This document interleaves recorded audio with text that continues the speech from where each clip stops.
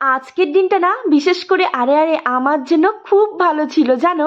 আরে বাবা মানেটা কি এত কিছু, আরে দুদিন থেকে বিরিয়ানি খাওয়ার এত ইচ্ছে করছিল, তাই তো ডিম আলু লেগ পিস সবকিছু দিয়ে একটা জমিয়ে বিরিয়ানি করে নিয়েছি। সঙ্গে ছিল ইলিশ মাছ একদম সর্ষে পোস্ত দিয়ে, আর মায়ের হাতের না ডবল ডবল ডিম কষা, খেতে কান্না ভালো লাগে। দুপুরটা আজকে পুরো ঝাঁকানাকা হয়ে গিয়েছে।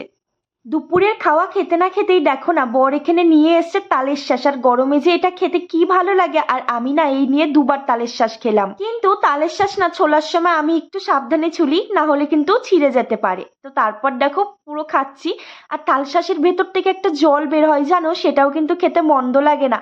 তারপর না বিকেল হতে হতে একটুখানি বেরিয়েছিলাম, দেখে ভয়ই পেয়ে গিয়েছি। দেখো এত বড় একটা ষাঁড় গরুকে না খাওয়ানো হচ্ছে। বাইরে থেকে যেহেতু কিছু খেয়ে আসিনি, তো কি ভাবছো চা করবো? আরে না না, এটা দিয়ে করবো ব্রেড মালাই চপ। দেখো না সঙ্গে বাটারও আছে, আর খেতে যে এত ভালো। আজকের দিনটা পুরো ফাটাফাটি ছিল।